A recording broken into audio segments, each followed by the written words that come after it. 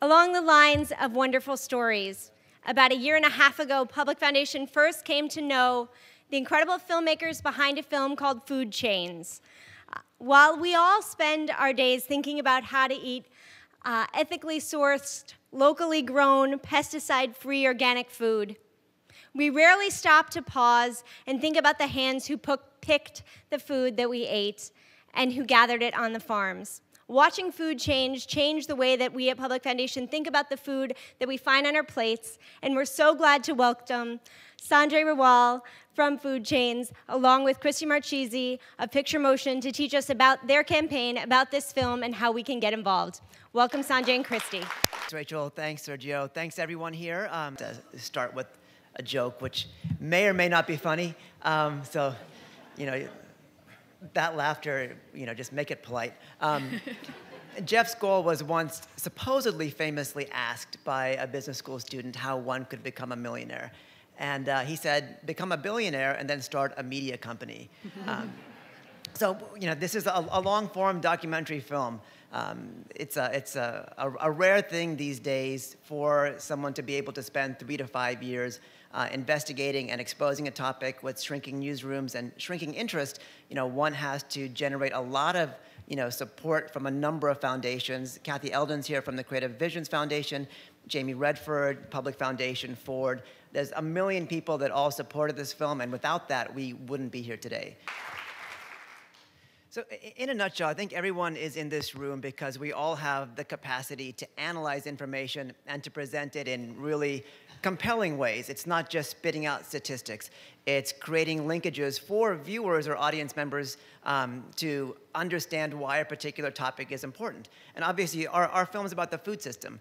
And as Rachel said, with all the interest in food these days, we talk about like sustainability, we talk about environmental ramifications, we talk about everything that goes into our body. It's hard for us sometimes to understand that there's hundreds, if not thousands, of hands that are responsible for delivering this food to our tables. In America alone, almost 1 in 10 people who live within our borders work in the food system, from farm laborers to meatpacking industry workers, dairy workers, supermarket workers, distributors. There's 20-some-odd million people that work within the food system, and the majority of them are living below the poverty line. And that's where we hit, you know, the Sustainable Development Goals. I was sitting next to a friend, Barbara Rollison, who works at the UN, who kept poking me, saying, you got to mention Sustainability Development Goals, especially global poverty and labor inequity, which I'm making up. They're kind of in there somewhere, I think. So here, when people talk about these goals, they talk about labor inequality, they talk about inequity.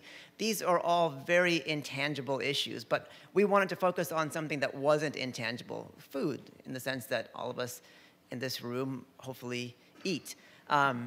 And in that sense, we wanted to look at the people that were the least recognized within the food system, you know, the 3 million farm workers in America. You know, the situation is not very bright for them. I mean, the majority of them now are undocumented, although that hasn't always been the case. You know, there's been, we imported millions of Africans to come work in our fields. There were Chinese, Haitians, Jamaicans, every possible ethnicity that came to America for a new life worked in the fields, including Indians in California in the early 1900s. And they undergo an alarming rate of sexual harassment. In the office system, 1 in 4 American women experiences sexual harassment. In the fields, that's estimated to be more than 80%. Rape is not uncommon. Human trafficking is not uncommon. Slavery is not uncommon, in the sense that in Florida alone, in a 5-year period, more than 1,200 people were liberated from forced labor. And they weren't all undocumented citizens. A number of them were former Gulf War vets. There's deep, dark, hidden secrets behind our food system, and things that can't necessarily be told in a 5-minute piece or a 10-minute piece or a 15-minute piece. And so when you start reaching into these longer form subjects and longer form topics like documentary filmmaking, you know, you require a lot of help from a lot of people. In essence, we focused on one story. We needed to make it, you know, a positive story because, you know, I think, you know, depressing documentaries are far too prevalent. So we focused on one group from southern Florida called the Coalition of Immokalee Workers. It's a David versus Goliath story, a small group of tomato pickers who've been fighting for rights against farmers for decades. They'd broken into farms, liberated people from forced slavery. They'd taken cases, through the justice system for rape, for sexual harassment, and they finally realized that the farmers in this case weren't the problem. They had to go up the supply chain to the gigantic corporations that bought the tomatoes that they picked. The Walmarts of the world, the Krogers of the world, the McDonald's of the world. Walmart, for example, did $334 billion in gross revenue from groceries alone last year. That's 30 times more than what Monsanto did globally. That's 1.5 times more than what Apple did globally. Kroger, America's second largest supermarket chain, had as much gross revenue as Microsoft globally and Google globally. Now, the economists in this room will say, oh, profit margins are razor thin, but that amount of power is pushed down the supply chain to the fact that farm workers' wages have remained stagnant over the last 25 years, that farmers themselves have a hard time paying their bills. So that's the capsule of the movie, which is available on Netflix and available on iTunes.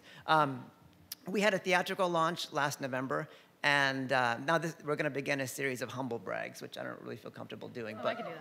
But yeah, Christy's our humble brag expert because she can pull it off like a queen. So we had a theatrical launch in 30 cities, but we generated conversations. We had 63 million Twitter impressions over a three-week period. We had influencers like Eva Longoria, Forrest Whitaker, Eric Schlosser, Michael Pollan, all kind of on board, pushing this new notion that our food system depends on hands, that food doesn't appear on our tables magically. We had a lot of great reviews. We had a lot of great press from the Washington Post. But most importantly, it generated a groundswell of community impact that's still going today. Even at the end of March, we were the #1 most downloaded documentary on iTunes. We only launched in 30 cities in November, but in the month of March, we were in 100 cities. And that was due to amplification from a lot of different sources. Most importantly, the Public Foundation. They got us an ad in Newsweek magazine. They helped us do a lot of digital advertising all over the country. And more importantly than people seeing the movie, we at least began to change the conversation.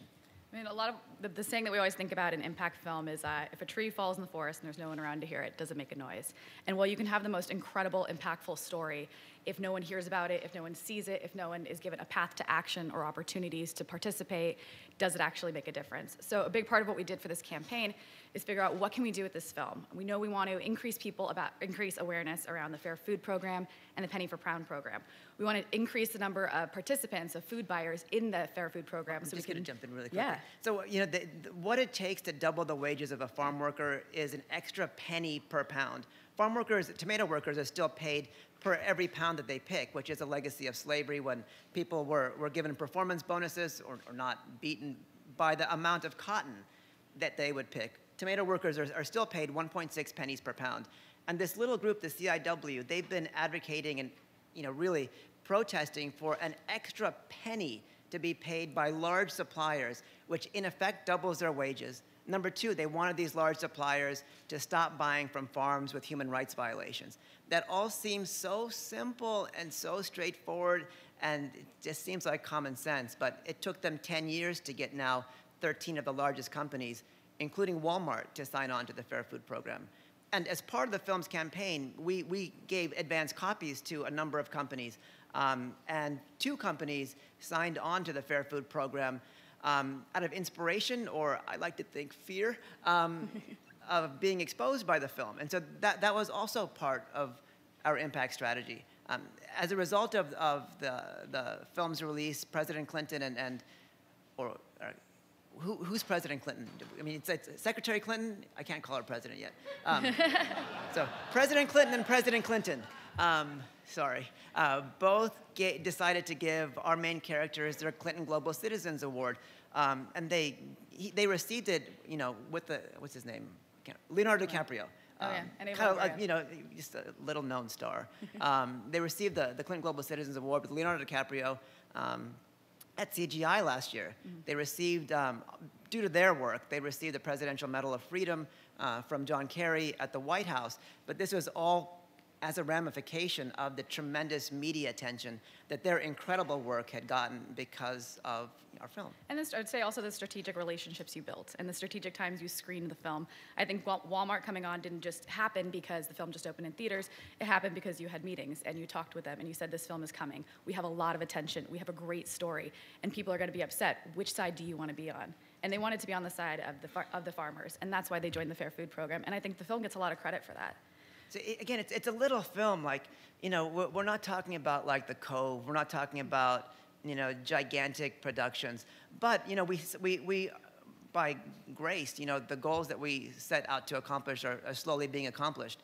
And our biggest goal was to be recognized by the food world, by, you know, the Tom Colicchios, by the Alice Waters, and so on and so forth. And there's no humility behind this little statement. But, you know, the James Beard Awards, they're the Oscars, they say, I'd like to think, of the food world. And every major chef in this country has gotten the James Beard Award.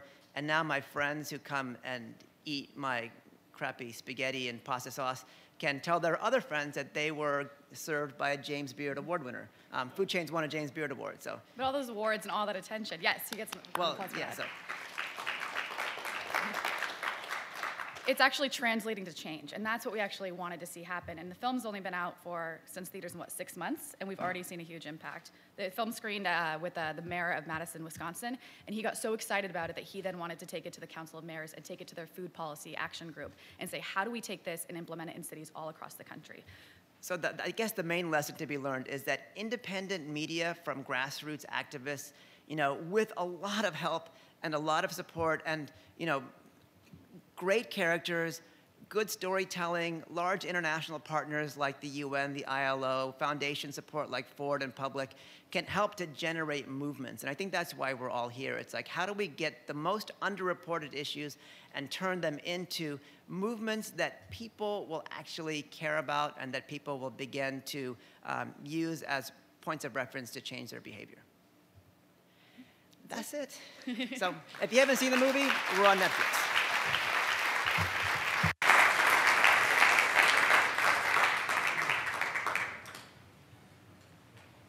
Sanjay, you said 1 penny per pound makes a difference? Really? Well, how much of a difference could that make? It made about $25 million per year. If we can encourage supermarkets and fast food chains to pay 1 penny per pound, it can make about $25 million. $25 million difference for the poor in our country if we can encourage supermarkets and fast food chains to make 1 more penny per pound for the farmers. So what I'd like to do, because the power in this room, is to ask everyone to stand up and put up 1 finger for 1 penny, and we're going to take a photo and we're going to tweet it to all the supermarkets and all of the fast food restaurants and everyone. Perry, can I have you take a photo? Absolutely. Sergio, come on. You need to be front and center. Okay, everybody. 1 penny per pound creates $25 million. Sorry? Does that mean we're going to pay a penny more? Well, I'd be happy to, wouldn't you? Okay, Sanjay, do you have a cheer we can say? All right.